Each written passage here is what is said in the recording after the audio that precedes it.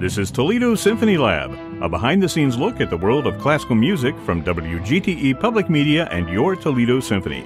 I'm Brad Cresswell. Joining me today are the Toledo Symphony's president and CEO Zach Vassar, principal second violin and artistic administrator Merwin Sue, and the TSO's marketing director Felicia Canny. We also have the Toledo Symphony's music director Alain Trudel joining us by phone today. Hello, Alain. Hello. Well, we're all getting geared up for what is going to be your debut with the Toledo Symphony. In fact, the concert is called Trudel's Debut. A lot of, I know, marketing thought went into that one. Clear and concise. What's wrong? Yeah. Well, here's what I'm also noticing, though, is that poor Alain's going to have done a Momentum concert. Yeah. Which I guess technically is his debut. That's pre-debut. It's like his pre-debut, his prequel. Yeah. And then he does a debut. Right. I'm trying to milk this for all it's worth. Yeah. I hope we're still calling it debut in March. Well, I think if we end every season with the Resurrection Symphony, then every first concert can be a debut. Ba-dum-bum. Oh, yeah. I see nothing wrong with that. Moving on. The concert is this weekend, Toledo Museum of Art, Peristyle. It's this Friday and Saturday, September 21st and 22nd at 8 o'clock p.m. Here's how you get your tickets. You can go online to the website, ToledoSymphony.com, or call up that box office, 419-246-8000. So, we're going to talk all about Alain today. So it's a good thing you've joined us, Alain. We can't talk behind your back. You're right here with us. we want to get folks to know you a little bit better. And to that end, we're going to do a few things here. I've got some list of questions that we're going to ask you a little bit later to sort of, grease the wheels. And also, I think right now what we'll do is have Zach talk about you a little bit and how they came to hire you. In fact, you know what would be kind of fun? Let's, just for the sake of the podcast, let's reenact the hypothetical phone call that happened between you and Zach when Zach called you up and offered you the position. Okay, I'm not saying that this is how it happened, but this is sort of a encapsulation. I have a little sound effect here, so hang on with me. Wait, guys, is this supposed to be the call where I say, Alain, you have the job? Yeah, something like that. No, I think I don't think it quite happened that way. Oh. No, it didn't happen that way. Oh, this is how it's supposed to go? Hello, this is Alain Trudel, music director of the Toledo. Darn it, I got his voicemail again. Okay, guys. Okay, guys, take it away. Take it away. Well, Alain, I've really enjoyed our time together. You make the orchestra really happy, and I think we should pursue a longer relationship together. And what did you say, Alain? I wish you could. I wish you could see how Zach is blushing right now. It's very charming. No, but that's really bad. If it happens that way with that kind of talking, then at some point he's going to say we should see other people. I don't want to do that. Have we talked about a principal guest? Yeah, right. Yeah, So, exactly. I mean, how long did you spend looking for a music director? Did you just go through the phone book and? Yeah, there's the yellow pages for conductors. Yeah. It's actually not as long as you think. Well, good thing his name starts well, with an A. It was a while. No, it was. It was a while. It was. It was a while because I'm in T, right? That's so right. It's near the end of the alphabet. Oh, yes. Think of all the phone calls he do made last before he names. got to you. I know. No, I mean, all kidding aside, I mean, so a lot of symphonies do this differently, and I really like the process that the Toledo Symphony employed, and full disclosure, it was designed before I came on board. But some orchestras, I've a friend who works in another orchestra, and they're treating this almost like a Survivor reality program, where they're saying, for a marketing spin, no offense, Felicia, come see these conductors. One of these 5 will be our music director. And they almost make it sound like one's going to get voted off the island, the other one's not going to get the rose, and the third one's going to get the job. So what we did is we had a really wonderful system for evaluating every baton who came into Toledo. So for the 2016-2017 season, we probably had 20-some guest conductors across the season. And everyone who came in, some just thought it was a guest conducting gig. Some didn't even know we had a music director search going on. Some knew. Myself? Yeah, like you. And what we would do is we would set up lunch with a subcommittee of our board and staff to talk through, what do you think is going on in the industry? How can we learn? How can we be better? What do you think of the orchestra? And it was a really open and candid discussion about things that matter, and it was an effort for the board and the orchestra and for me to get comfortable with this individual. And of course we would have the concerts, and we would see how well the rehearsals were going, and we would have the board subcommittee would indicate whether they thought this was a good candidate. I would indicate whether this is a good candidate, and then the musicians through a post-concert survey would indicate whether they thought that conductor was a good candidate. So we always do these sorts of post-concert surveys with the that comes later. What was it, Rachmaninoff? These post-concert surveys with the musicians, with guest conductors, to say, should we re-engage this guest conductor in the future? But that year we added another question, which was, should we consider this conductor a finalist for the music director position? Wow. And it was really interesting because you had a little America's Got Talent going on in there too. You start to see how much those numbers are such different questions. So. Should we re-engage them? Somebody might say, well, yeah, they were a very interesting conductor. I liked playing for them, but I don't want to work for them all the time. Mm-hmm. So somebody could get an 80% on the first question and a 20% on the second question. We had some people that we have long relationships with and we thought would do really, really well, who had, 50% on the first question and 16% on the second question. We're like, oh, head scratcher there. But, this is why you have to be very systematic about the exploration, and very open to being patient. So as we neared the end of the 16-17 season, we had to start bringing in more guest conductors for the 17-18 season, the one that just finished. And we thought we'd be at this for a couple years. And then in April of 2017, Alain Trudel came in to conduct Tchaikovsky's Fourth, the Dvorak Violin Concerto, and a piece by... Alain, you remember? Of course, Boulanger. Oh, yes. Oh, yeah, yes. Nadia Boulanger. No, it's Lily. Or Lily Boulanger. Lily, yeah. Not Nadia, Lily. Yeah, Lily Boulanger. And our lives changed forever. Okay. Alain, what's your side of the story? Actually, what's interesting is that from my side, I had come to conduct the orchestra, 7 years ago or something like that. Yep. And we had a good concert. I thought we had a nice concert. We did Sherazade, and we did this funny, saxophone quartet, the concerto. It was actually a very good piece. Philip Glass, the concerto for saxophone quartet. And we did Prokofiev's Classical Symphony. And we had a good week, a good concert. I enjoyed myself very much. Usually when it goes pretty well, you get a call, within the year or the year after, and they say, wow, you want to come back? And I didn't get a call for a while. And for when we talk about a while, we talk 5 years, We play hard to get as an orchestra. But then you got that phone call that we just heard earlier from Zach, right? No, I got a call from Merwin. Are we going to reenact that one? No, it's okay. No, everything was good. But seriously, I thought, because you think sometimes, maybe people read different things from events. So I thought, well, it was good. But at the same time, there's so many conductors out there.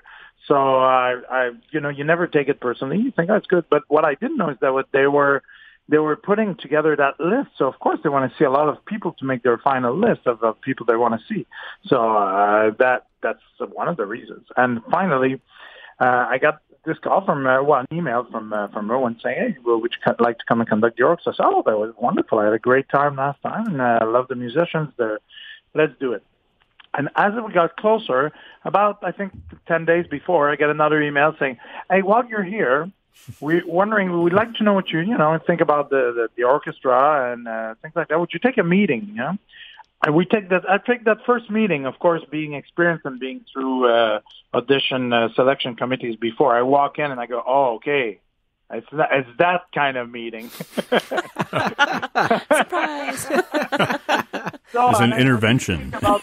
Well, yeah, exactly. Hi, my name is Alain. Hello, Alain. Anyway, so we do that meeting, go back to another rehearsal. Then I say, Alain, would you take another meeting?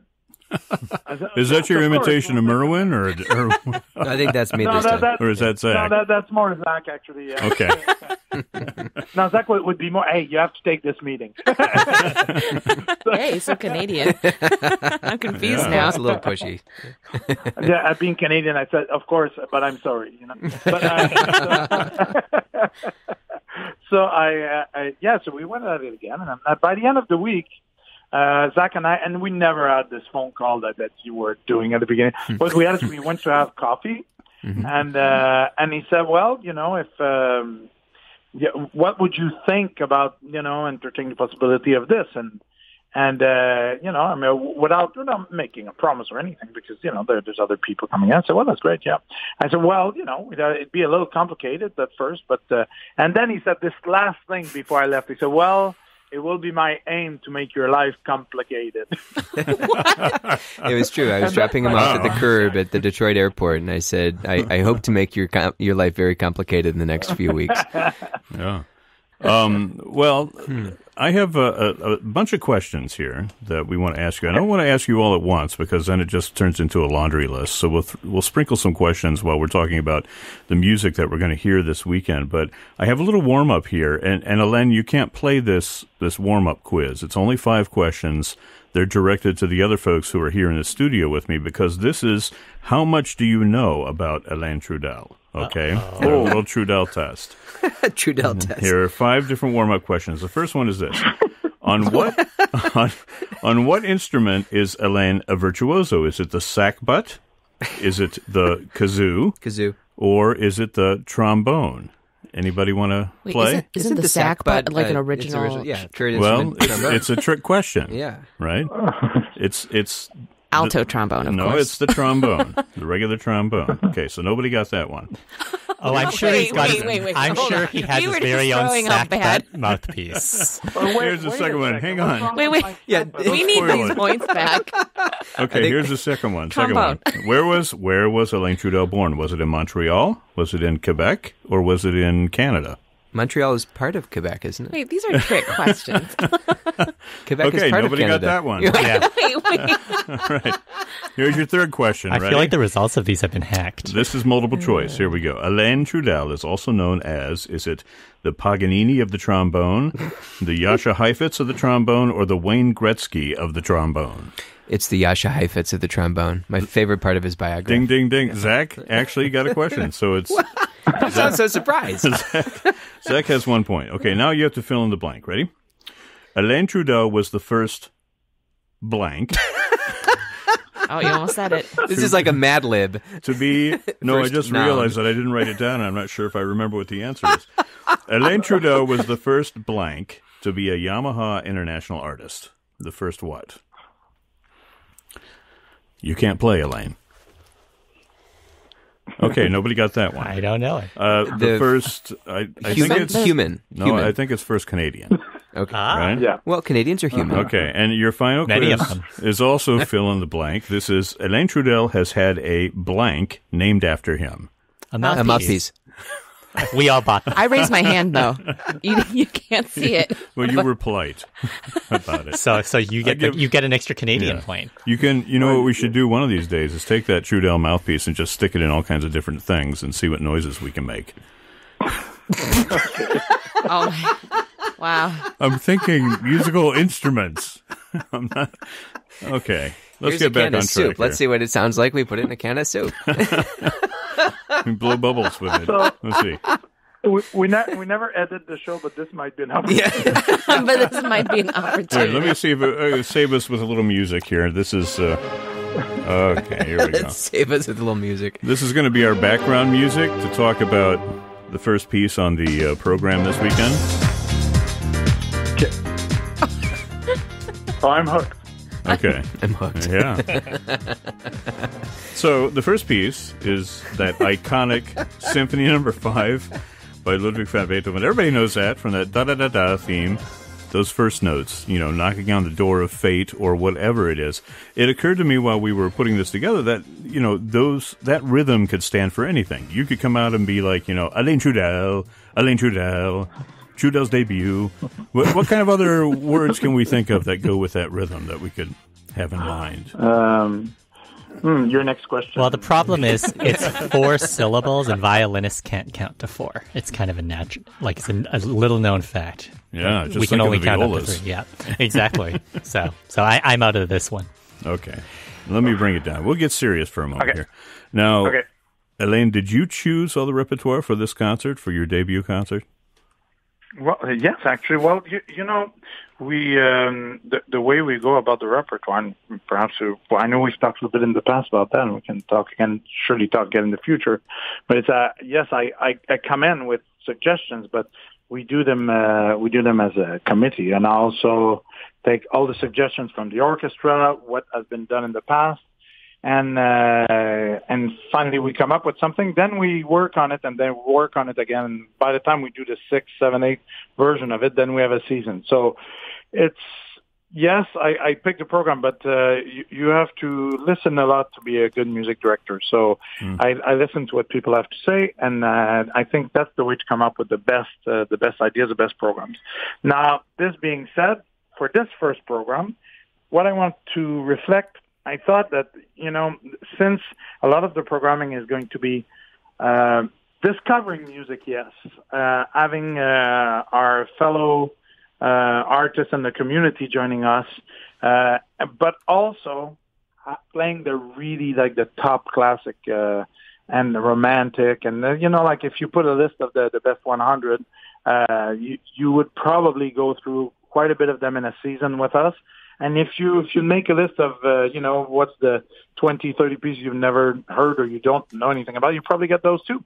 So that's the idea. And I always remember something that when Zach and I were talking, there's a reason why you come into a concert hall, but often it's not always the same thing that you're talking about. You know, you're talking about, oh, I'm going to go listen to, you know, Beethoven 5, or I'm going to go listen to Tchaik 4.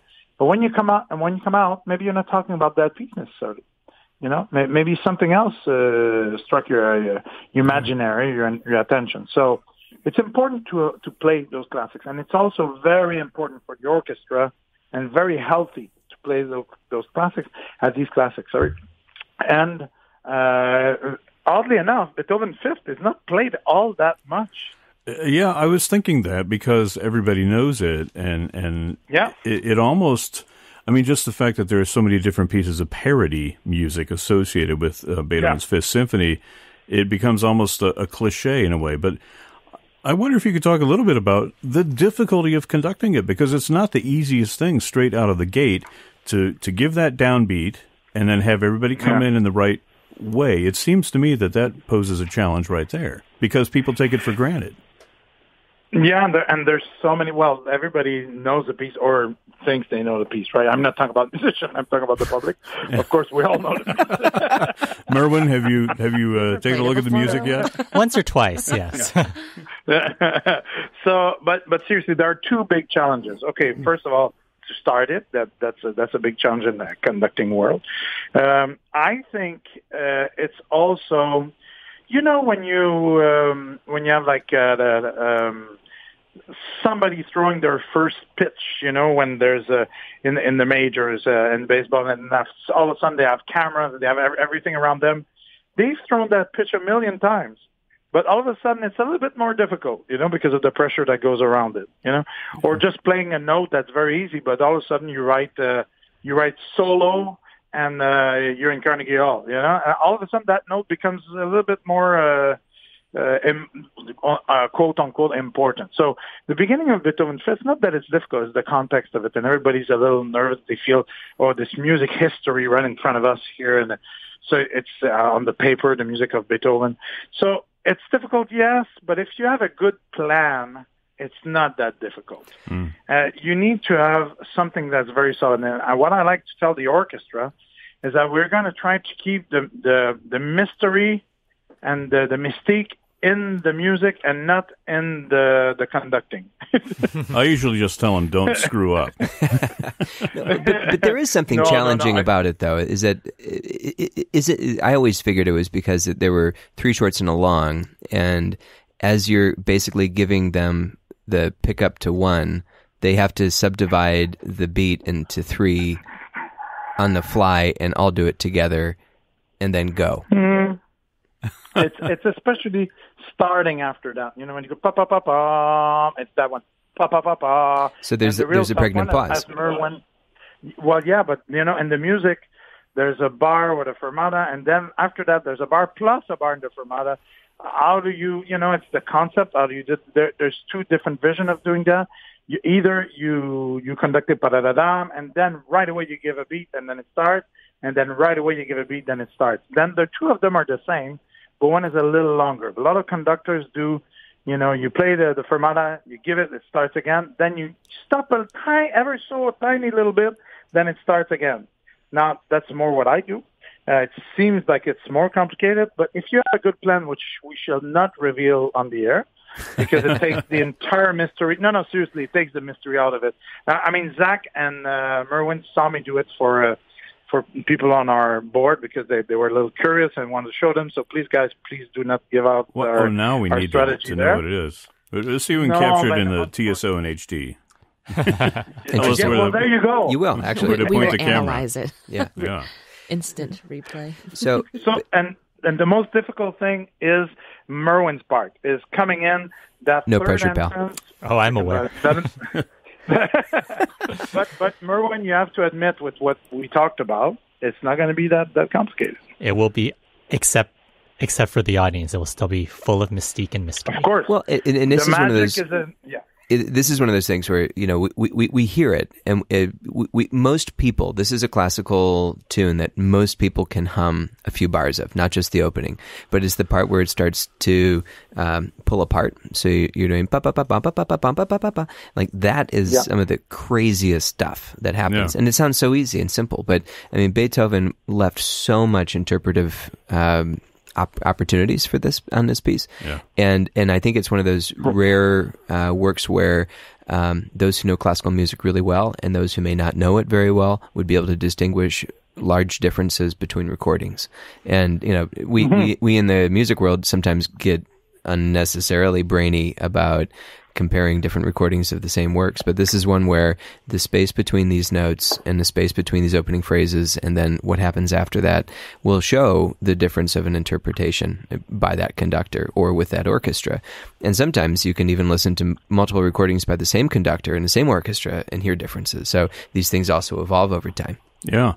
Well, we're going to run out of time fairly soon, but Alain, I want to get through some of these questions that we put together for you. Yeah. Right? So I'll just ask you randomly from this list here, and you give us your answer. Okay? Okay. Question number 1. Is there a Canadian cuisine or a culinary tradition or favorite food that you would like to introduce to Toledo? Actually, yes, there is, and it's not poutine. No, I'm not. Unfortunately, not a huge fan. Mind you, they make one that's like if you have a hot chicken dumped on fries with some cheese. That's actually pretty good. But anyway, including the peas and the everything. Okay, so what I'm thinking about is what do we have like around the holidays?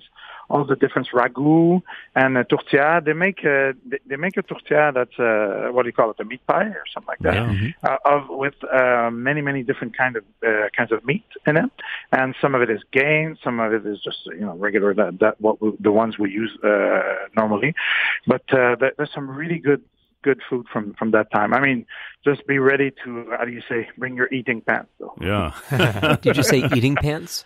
Yeah. Hey, I was a Boy Scout. I wear mine all the time, right? So I'm prepared. So we're all going to your house for Thanksgiving this year. You bet. Yeah. Now, let me ask you this. If you were not a conductor or not a trombone player professionally, is there a job in a non-music related field that you think you would enjoy having? Well, there were two that I thought I think of actually sometimes. One is psychiatrist, and another one is actually I really like animals. So to work maybe not in a zoo. Mind you, in Toledo you could work at a zoo. It's like one of the most beautiful zoos. My daughter loved it the other day. Yeah. But maybe a veterinarian or something. Maybe you could be an animal psychiatrist. Which is basically being an orchestra conductor. I was just going to make that comment. Thank you for beating me to it. Come on, guys. Yeah, definitely.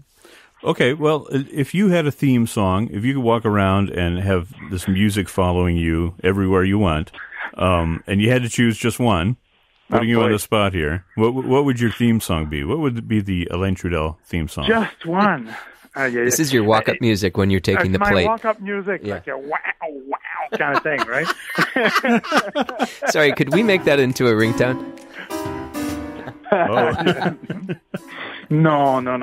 I you know what? I would say one of those 70s really like funky music, and you show up, like bump, bump, bump, bump, that kind of thing. That would be fun. Or if that doesn't work, maybe the Beethoven 6. So anything in between. Well, I would say this because you're on the telephone. I can't see you, of course. Are you wearing bell bottoms right now? Yeah. We just want you to strut down the street in Canada. Okay, well, on that note, I hope that folks have maybe feel like they've gotten to know you a little bit better, Alain. I sure have. I feel like we're already closer. Yeah, exactly. So close we can almost just reach out and touch you. I didn't mean anything creepy by that, but you know what I mean. Alain, maybe you don't want to come to Toledo right now, huh? You want to leave that little bit out? Yeah. No, there's no cutting in radio.